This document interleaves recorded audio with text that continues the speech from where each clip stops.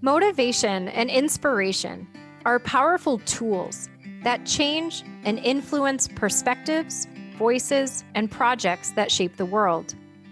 With all the negativity in the world, it can be hard to find those rare and beautiful stories that tell of inspired spiritual activism and individual healing journeys. Walk the path with me, Dr. Trish DeRocher, on the show Heart.Change.Consciousness, where we inspire listeners to take action towards a more just world. We'll hear from authors, change makers, influencers, activists, poets, filmmakers, and cultural workers who practice inspired spiritual activism and transform vulnerabilities into sources of strength. Heart.Change.Consciousness allows us to understand the world from different perspectives and highlights what is possible when we are fearless and open ourselves to our soul purpose and engage each other across boundaries. So let's self-heal and open the path to self-sovereignty. Heart.Change.Consciousness begins now. Hello, we are here at Heart.Change.Consciousness Inspired Activism as a Spiritual Path. I'm your host, Dr. Trish DeRocher, and with me today is Jess Pino-Goodspeed. And the topic for today is Confronting Food Insecurity, Dreaming Wellness Sovereignty, with Jess, who is an anti-hunger advocate. So Jess, thank you so much for being here with us today. Thanks so much for having me. So I want to take some time just to let you know about some of Jess's amazing accomplishments and how it is that she comes to this work. So Jess Pino-Goodspeed is a licensed master social worker and has been a child nutrition program specialist at Hunger Solutions, New York for almost 10 years. Jess holds a master's in social work with a macro level perspective and view track, I think is the language, from SUNY Albany, and a bachelor's in sociology and Spanish from Hartwick College. As part of Jess's role at Hunger Solutions New York, which is a nonprofit that advocates for policy changes and legislation to improve access to and participation in federal nutrition assistance programs at local, state, and federal levels, Jess provides training on child nutrition programs, best practices to create hunger-free schools and communities with limited resources, and research on childhood hunger. As well as being a connection for individuals, organizations, and agencies to increase awareness of, support for, and participation in federal nutrition programs. So Jess also, in addition to all of this, right, she wears many hats, analyzes policy to advocate for legislative and administrative improvements to increase low-income children's access to nutritional programs, and also performs statewide and local targeted outreach to promote strategies to expand access to healthy food for low-income children in schools. So outside of all of this amazing work, right, Jess is also doing other amazing work. So Jess is a mother of 2 young, vibrant girls, a group trainer and nutritional coach at Underwood Park CrossFit, which is a faith-based CrossFit gym in Fort Edward, New York. She is a former member of the board of directors for Holding Our Own, a multiracial, multicultural foundation led by women of color, which was established to create and advance feminist, social, and economic change in Albany, New York, and is deeply devoted to the nexus of spirituality and systemic social change. Jess was the 2020 recipient of the Post-Stars 20 Under 40 Award for being a young leader making significant contributions to her community, and also the recipient of the 2019 Champion of Child Nutrition Award granted by the New York School Nutrition Association. So these are some of Jess's accomplishments. And I've invited her to speak with us on Heart.Change.Consciousness because in the time that I've known Jess, and I've known her for a very, very long time, she really embodies the approach to social justice work that we're talking about on this show. And so Jess takes an intersectional macro level view to this work, but she also stays attentive to nuance and complexity and just like the messiness of being human, right? And Jess always inspires me with just the depth of her level of passion and fierceness and how she balances that with joy and compassion. So Jess, I'm so excited that you're here and that we get to learn from you today.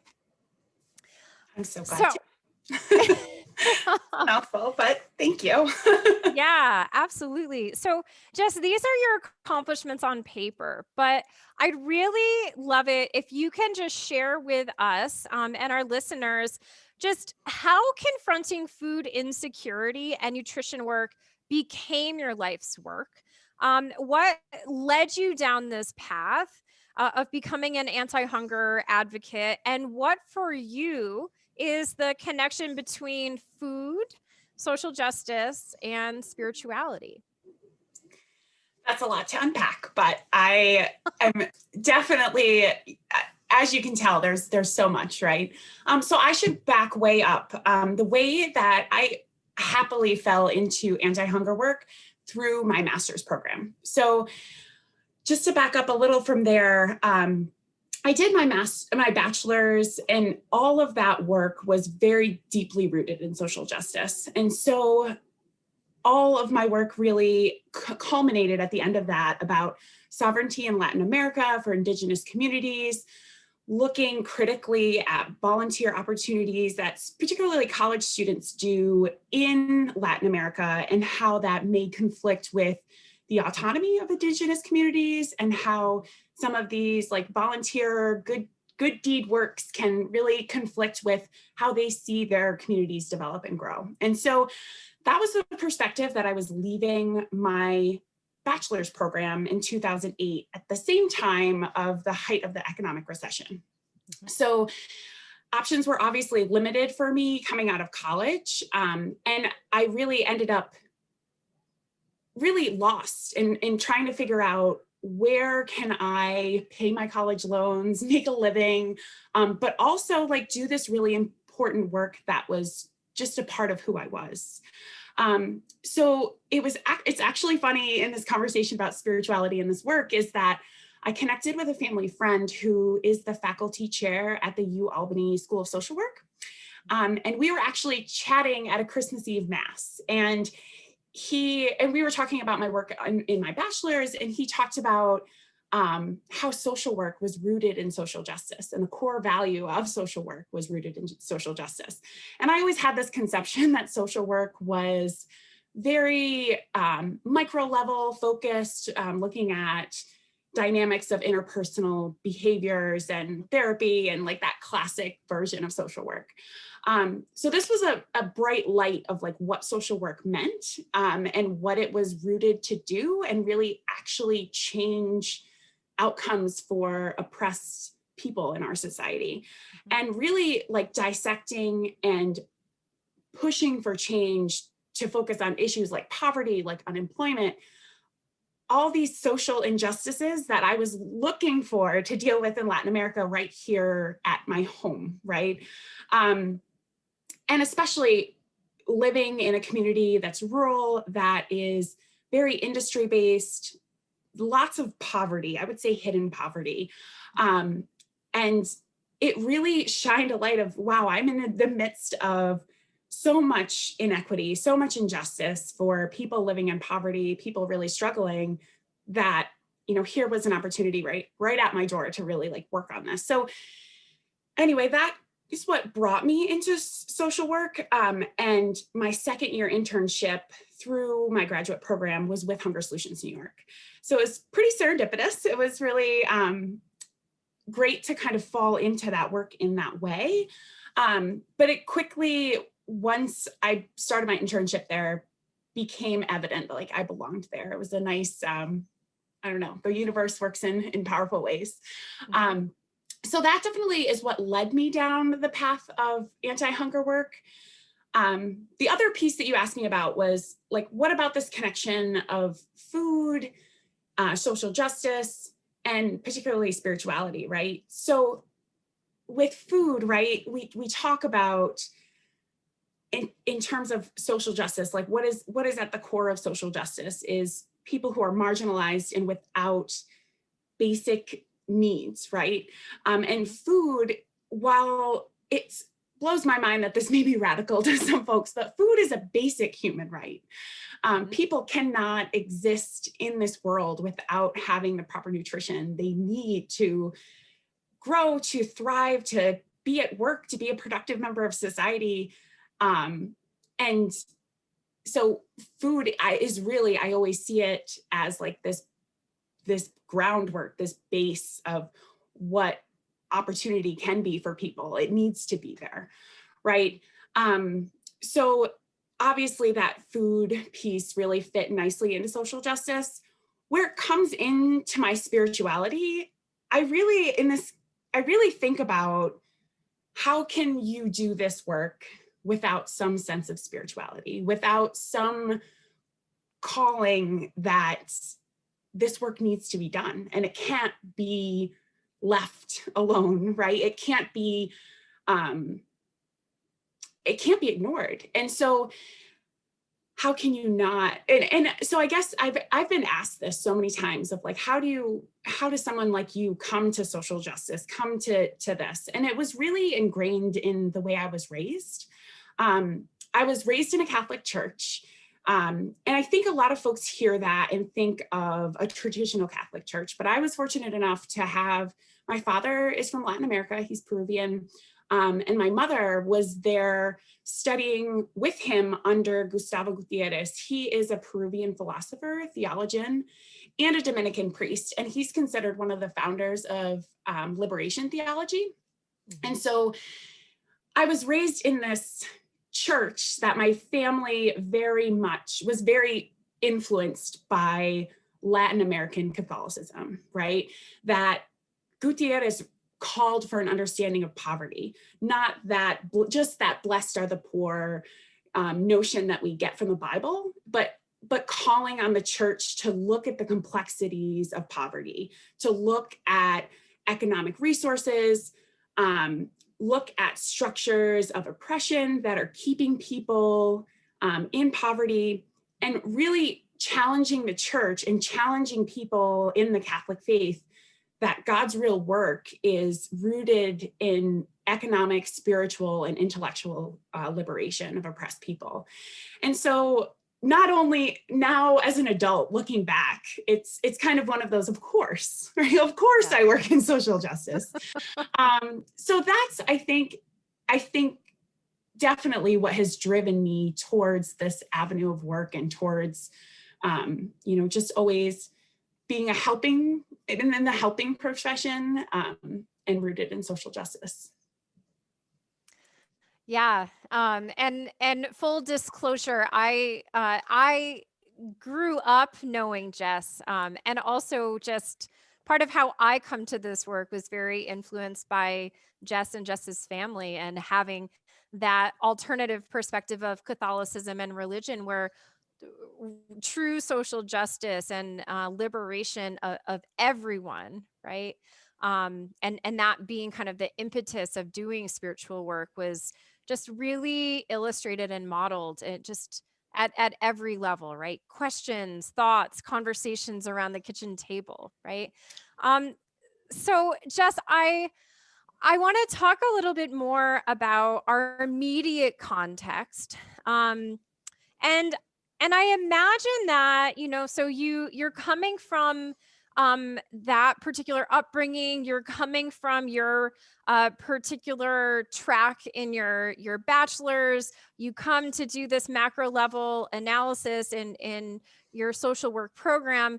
And then, right, you get into a nonprofit, which it's a structure, right? And so whenever we're existing in a structure, it kind of limits or changes how we would do the work if we were coming to it as an autonomous being. And I'm speaking, of from the place of being a professor for 15 years, where there's, how I would show up to do the work. And then there was this university structure that I had to kind of operate within. So I know that sometimes working for these structures can be challenging. And I'm curious to know, you know, some of your perspectives on that, and also how your work at Hunger Solutions has been impacted by the immediacy of COVID, and the economic impact that it's had on low income communities, and especially BIPOC or Black, Indigenous, people of color communities. So, I mean, how, if in any way, has COVID changed your work? What, if anything, has it exposed? What are some of the pieces that you kind of struggle with in this work? And what are some of the lessons that you've learned and continue to learn? Those are great questions. So backing up a little to, working in a structure of a nonprofit, right? That definitely comes with sacrifice, right? And Hunger Solutions was established very intentionally. It rooted from New York State legislation that said that all eligible people should be connected to the benefits that they're entitled to. So that is, I think, I don't want to shadow that, right? I think the work that they do and the work that we do in the organization that focuses so much on program and policy is definitely necessary, but focuses solely on that, right? And focuses on alleviating hunger versus getting at the root causes of hunger. Mm-hmm. And so as a person who is driven by social justice, and that is really the compass that I work through, it's definitely hard. It's definitely, it feels almost like this hamster wheel where you're trying to get people the resources they need, but rather never addressing the issues of why they're there, right? So that has always, I think, internally been a struggle for me. But at the same time, of this practical side, mm-hmm. COVID has really highlighted why it's so important that I do this work at the same time, right?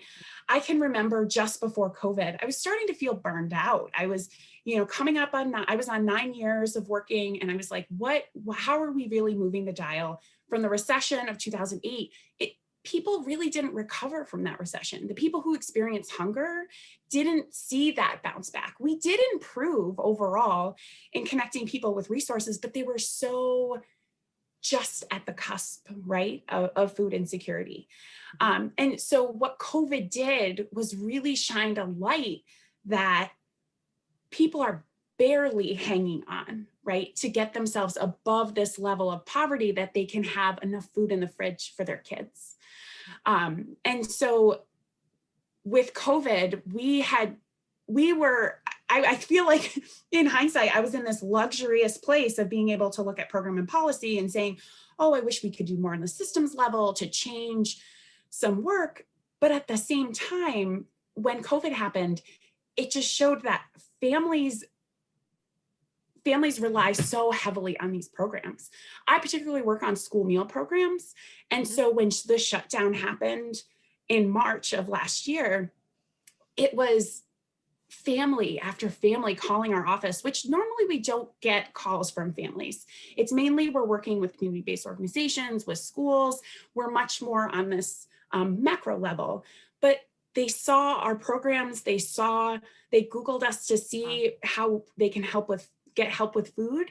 And people were calling us and leaving messages on my phone about, where can I pick up food? I have 4 kids at home. And it was women calling me. And that really struck me and brought me back to a lot of my work in Indigenous communities in Latin America, right? The women are at the forefront of the struggle, right? They're the ones facing this pain of not being able to feed your children. So it really brought my work back down to that level.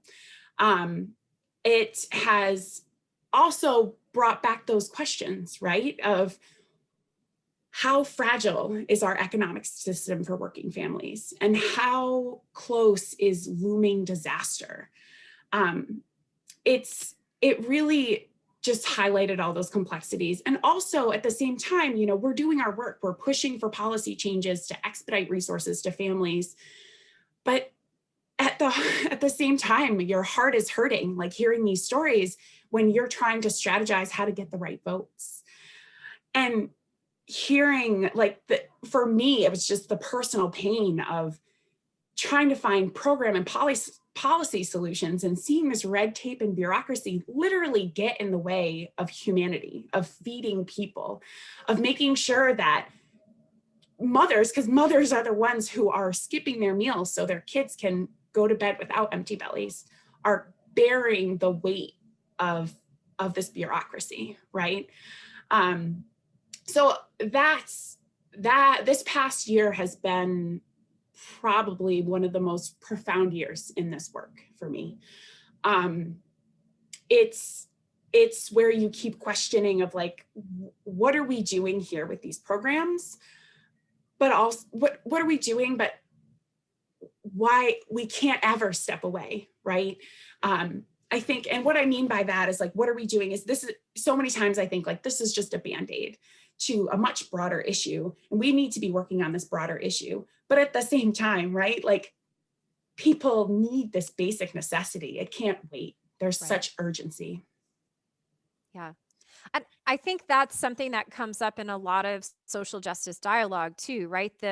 How do we hold the micro and the macro, right, together? Because yes, we need to be thinking about systemic change. And in the meantime, if we're not focusing on these micro level, immediate, practical, daily issues, right? You know, how do we not pay attention to that? And I think so much about one of my lessons on this path has been there's so many people doing the work. And when we're really honest with ourselves about like, well, you know, what motivates me? What is my gift? What can I do from where I'm at? That's kind of what allows us to dive really into our particular gifts, and trust that other people have their particular callings and gifts. And so if we're over here focusing on this, also knowing that there's a network of people doing that other work, right? I'm not sure if that's something you think about at all.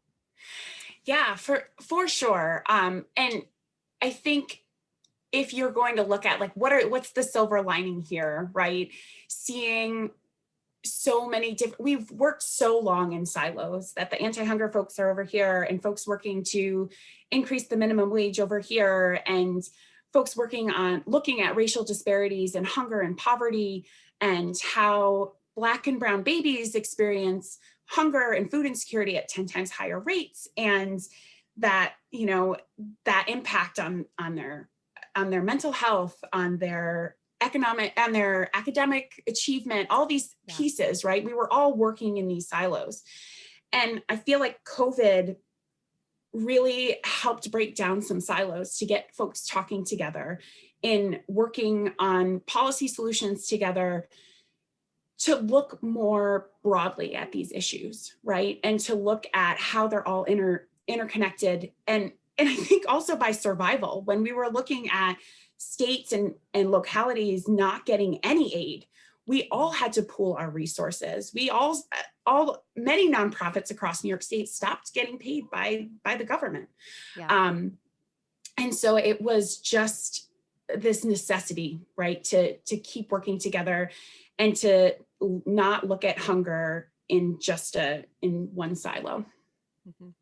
And I'm thinking Vandana Shiva is, she's a food rights activist, but so many other things. Her political beliefs are earth democracy. And she really sees food as like the social issue and ecological issue that impacts everyone, that impacts the planet. So even thinking about food as the nexus, that when we're confronting food sovereignty, we're working across so many social structures and so many social differences. So we are about to take a break, but when we come back, Jess is going to talk with us a little bit more about her other work outside of hunger solutions, her work as a nutritional coach, and how motherhood and spirituality really factor into all of this work. So make sure that you come back to Heart Change Consciousness after the break to hear more about Jess's amazing work in this world.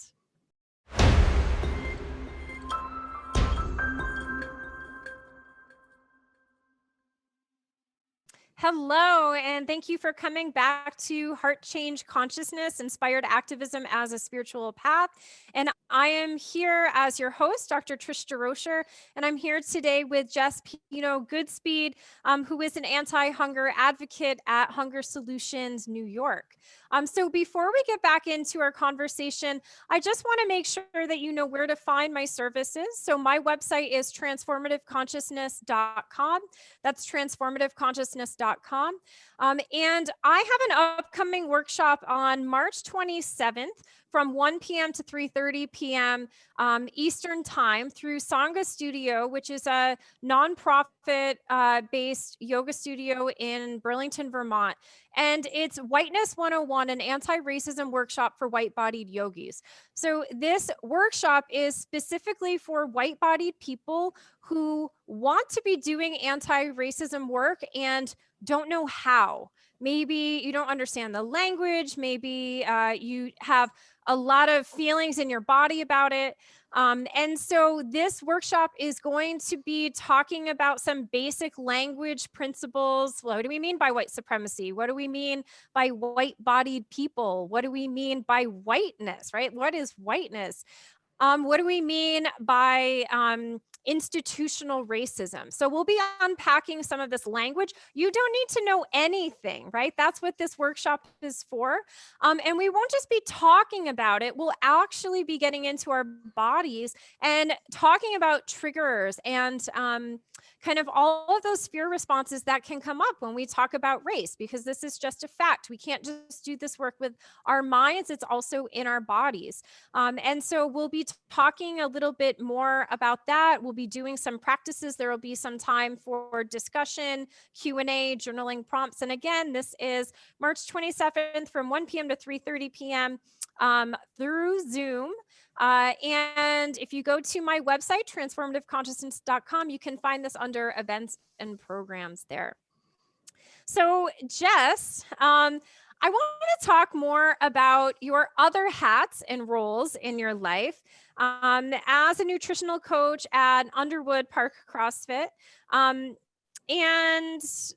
I'm also thinking about one of the things, and we had a conversation prepping for this, like trying to figure out how do we want to frame this? What do we want to talk about? And you said something that was really profound. And I just wanted to kind of reflect that back to you and hear you unpack it a little bit more. So you said one piece of social justice work is the work, and it's also who I am, both personally and professionally. And so Jess, I'd love to hear more about what this means to you and what this looks like in your life as a nutritional coach, as a partner, as a mom, as a spiritual being. And what are these other pieces in your life work? How do they embody your commitment to social justice? Are they separate? Are they intertwined? Are they just different expressions? And just, how does spirituality guide you in all of your human work? Awesome. So we'll start with what I talked about with social justice. So we did talk in the first part here about the struggle of just alleviating hunger versus not getting to the root cause. And so to say that I don't do social justice work because I get in this trap of my own brain of like, maybe I'm not working towards social justice if I'm not eradicating systems of oppression. But someone has to do the work, and that is social justice work.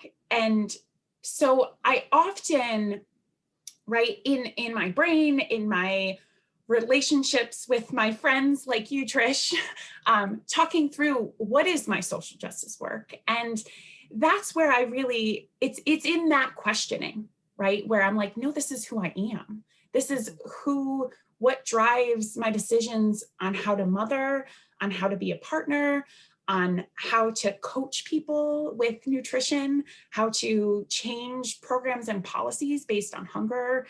That's my compass. Social justice is my compass. And if I didn't have that, I think it would be fragmented work, right? I think that's what makes it intertwined. And I heard you say, like, is it intertwined? Of course it's intertwined. Everything is connected. And so, and I have to say, that's my spirituality talking, right?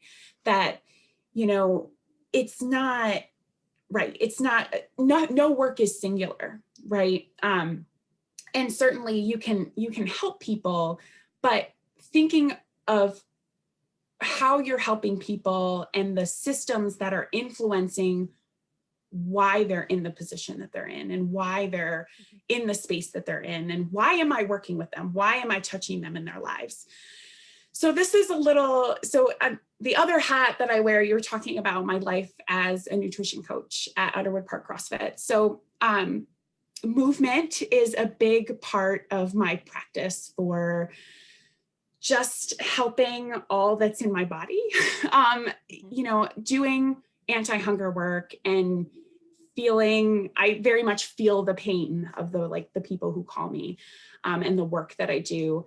And also the nutrition work that I do, right? So my movement is a really big part. And so CrossFit is something that I found probably about five years ago now. And it has turned into this adventure of becoming a nutrition coach in this last year. I have to say, probably the most exciting part about being a nutrition coach, and interestingly, like helping myself find how this is actually connected. It does feel like I'm working at two ends of the spectrum, right? Where people who are lacking basic resources, to be frank, are in positions of privilege and can look at and have choices and have autonomy about their food. But at the same time, do they? Right? And thinking through people who want to improve their lives through improving their nutrition, right? And so weight loss sometimes is often a goal for people.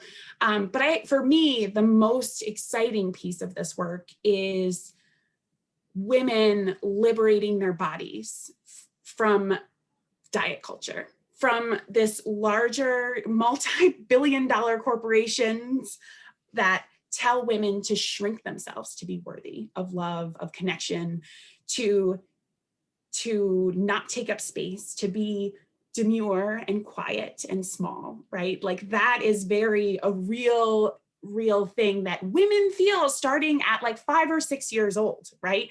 To not be too big. So it's this other piece of like what really fires me up about nutrition coaching is what happens when women liberate themselves from that? What happens when they start to feel empowered to take up space?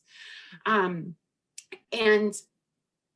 right, and your life doesn't have to be this hustle on a diet, and that it's more, and that sovereignty and autonomy from all of that is revolutionary, right? So helping people revolutionize their own lives in that way. It's definitely separate, I think, from my anti-hunger work, but also really gets at living a life around food that involves dignity, right? That involves compassion. Yeah, and I feel, to me, spirituality is like just this obvious undertone, right? It's this obvious piece that, of course we want to liberate people from all these systems that are not allowing them to live their most full life, if that makes sense. So I think that's how really that work embodies some social justice work. And I definitely am coming from a much different place than other nutrition coaches.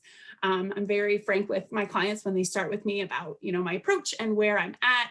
And sometimes it's not the right fit for people, but I'm not for everyone. So it works out. But yeah, that's a little bit, I think. I'm not sure if I got to all the pieces of your question. Yeah, well, and I'm also thinking just about my relationship with food and how that's changed. I just finished a 200 Ayurveda immersion, and after leaving academia, I took a year where I was like, you know what? I need to nourish my body. Like for years, I was just going, and not really thinking about having a body, or food was an afterthought. And to come to a place to think about food as nourishment and also food as sacred, right? Like our bodies are sacred, and what happens when we shift how we are nourishing our bodies, what we're putting in our bodies, how we're eating, how we're sharing meals with people, right? And that level of intentionality. So I think there's so many pieces to it. There's the gender dimension, and I'm thinking about Sonia Renee Taylor's work, The Body is Not an Apology. And she's talking about radical self-love. And yes, like taking up space, right? Like women are so often, literally taught to shrink ourselves. And, what does it mean if we step away and just think about, but I'm allowed to take up space. I'm allowed to nourish myself, right? So also from that perspective, and I know you follow a lot of people, you have lots of thoughts about this. And so I'm wondering if you could actually share with us a little bit more about what your approach is and why you aren't for everyone. I would love to hear more about that. Yeah. So I get a lot in this space. I get a lot of inspiration from Chrissy King. She is a writer, very vocal about social justice, and she talks about this as a woman of color. And talks about the fitness industry, talks about the diet industry as a woman of color. And she really is trademarked, really, I want to say, because it is hers, this notion of taking up space and empowering future generations of women to take up space, and especially women of color, to talk about that in that sense. And so how much racism is deeply rooted in diet culture. You talked about nourishing our bodies, right? And when diet culture, specifically diet culture, like tells us certain foods are bad and certain foods are, and adding morality to food, right? There's that piece, but then it's tied to culture, right? As a woman with family from Latin America, right? Hearing that white rice is not good, and that's erasing a piece of my culture. It's erasing a piece of who I am. And so to then just to simplify it to a carbohydrate that increases your blood sugar, that erases my history and my story, right? So looking at it through that lens and challenging and questioning what messages, right, are we being told, and what stories are we teaching our children, right? It's definitely been highlighted for me in terms of parenting and really changing the dialogue, because as progressive as my parents were, right, there was still good food and bad food. There was still this dynamic, right, that just was normal. But instead, I really worked to teach my children to like listen to their bodies. When does their body say they're full? What is drawing them on their plate, right? And allowing them trust in themselves at that age, right? Trust that they know what their body needs. Of course, I'm filling their plates with good stuff, but not pushing finish your vegetables, not pushing finish your meat, right? You are an autonomous being. We are born with these powers in ourselves to know how to nourish ourselves babies know what to do, right? So that's a lot about intuitive eating. So that's something that's really come up, and it has been whitewashed, I think, in some ways. But intuitive eating, I think if folks are interested in that type of thing, that's really kind of that practice, is getting back in touch with your natural hunger cues, and getting back in touch with yourself, and kind of erasing the influence of diet culture, and then looking at it through a racial and equity lens. Chrissy King is definitely the resource to go to on that. She is amazing and a delight to read anything she writes. Awesome. Thank you so much for sharing that. And when you're talking about that, I'm thinking about just how, I mean, years ago I taught a feminist food studies course, and we were talking about just the colonization of food and these food narratives. And especially if you're thinking about whiteness, if whiteness is a cultural logic, right, in many ways that is like the erasure of history, right, then as we're thinking about food sovereignty and wellness sovereignty, just the importance of history, of thinking about, what is our ancestry, what is the cultural upbringing and the stories around the food, and how do we kind of heal our connections with food, thinking about, both ancestral, but also where we are now. Like, where is this food on our plate coming from? Right? Like, what are the stories? What are the stories of the workers? Like, how did it end up on our plates? Right? Like, I think in some ways, wellness sovereignty and food sovereignty is also connected to that. Thinking about, all of the steps. I would always say to my college students in the classroom, like, what is allowing us to be here in the college classroom just talking about food right now? Food workers, right? And who is producing the food? What are the conditions? We would do like a little well, it wasn't little. I think that it actually ended up being a pretty profound experience for a lot of students. But one of their assignments was to bring in something that they made, and they had to think about, like, where were the ingredients originating from? How much did it cost to, like, make this? So, like, would it be affordable?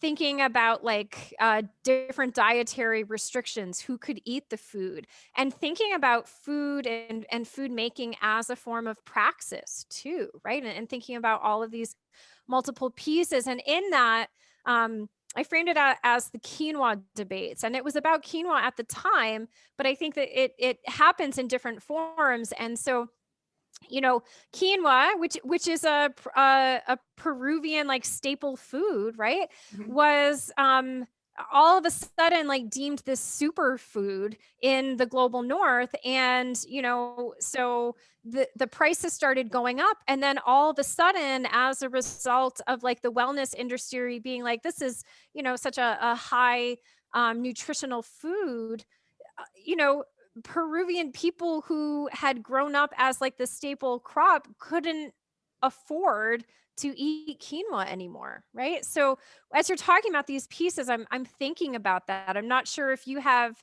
I don't know, any thoughts that have kind of popped up on that. It's so funny that you bring that up, because literally the last time I was in Peru was probably, it must have been 7 or 8 years ago now. My aunt and I had this exact conversation. She's like, I can't buy a quarter kilo of quinoa. It's my monthly salary. Yeah. I'm like, holy smokes. So the fact that you bring up that story is just mind blowing to me right now. But also it brings me to my anti-hunger work, right? So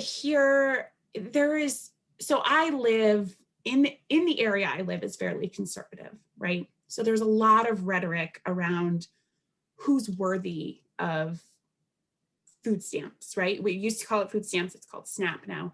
But who's worthy of those benefits? What do they have in their grocery carts? What are people buying? Should they buy soda? Should they buy? And getting at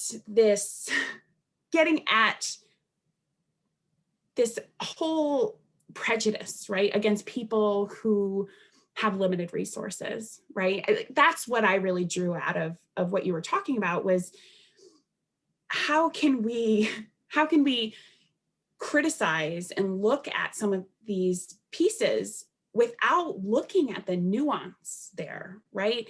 How can we not, and even folks who and I'm talking about like elected officials who support these programs, but really the levels of which they're giving people benefits, don't quote me on how many, it is less than a few dollars a day that you have to feed your kids on with some of these benefits programs, right? So if you're getting benefits to buy groceries, you have to be savvy and figure out how the cheapest way to make that stretch to the end of the month. And then you're supplementing that with school meals, right? And so really gets back to what I mentioned before with COVID and how families were calling me because schools shut down and they were relying up to almost 3 meals a day, 5 days a week for their kids in those situations. So then those limited food budgets that they had were stretched even thinner. Right. So to think of that and see that play out has been hard to see, and also forces us to keep our eyes on looking at the complexities of this, right? And questioning and, thinking critically about, what's really happening. Mm-hmm. And I know recently in Vermont, there's been conversations on, what do we do after COVID? What are the lessons that we've learned? And do we make all meals free for children at school indefinitely? Like, I think that's a conversation that Vermont is having right now. So Jess, we are running out of time. I wish we weren't, because I always love our conversations and the twists and turns that they take. So I'm wondering if you can just, share with us some closing thoughts, some things that you've learned that maybe you wish like your younger self had known, some takeaways for listeners, just wisdom and perspectives to kind of contemplate on, and any dreams that you have about where you want to go with your wellness and food sovereignty work that you haven't done yet.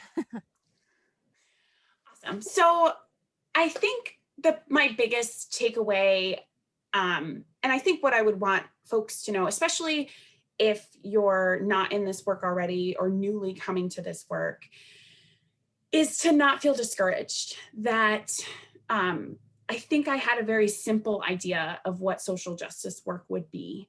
And given the complexity of social justice, I think that seems naive, but this year, especially with COVID, with social unrest, calling out racism and white supremacy and police brutality, it has helped me realize how nuanced this work is and how much just doing the work is so important.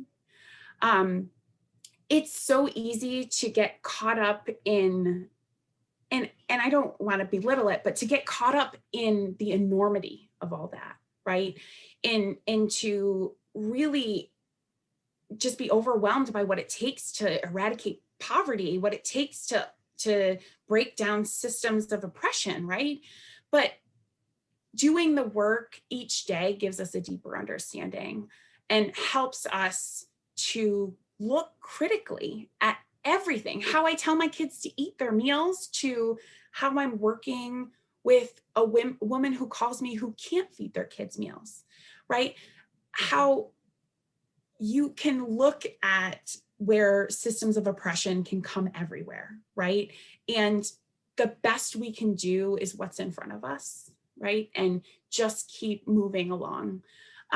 It's so easy to get overwhelmed by that, but to continue to be committed to recognizing oppression, but also being positive that you're not playing the role to perpetuate it, right? And question it.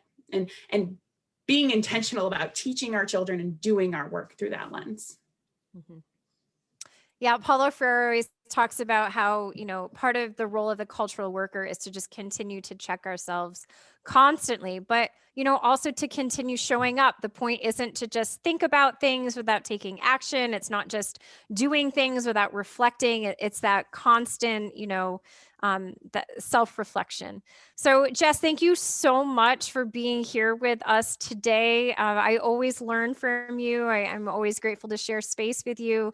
Again, you can check out my website, learn more about my work at transformativeconsciousness.com. That's transformativeconsciousness.com. And I'll be with you next month again at Heart.Change.Consciousness. Bye for now. Thank you for tuning in to Heart Change Consciousness on transformationtalkradio.com with me, Dr. Trish DeRocher. Make sure to come back next time so we can continue to awaken your soul purpose. Look forward to more conversations with your favorite authors, changemakers, influencers, activists, and many more who practice inspired spiritual activism and transform vulnerabilities into sources of strength. For more information about me and transformative consciousness coaching, visit transformativeconsciousness.com. That's transformativeconsciousness.com. This was Heart Change Consciousness on transformationtalkradio.com.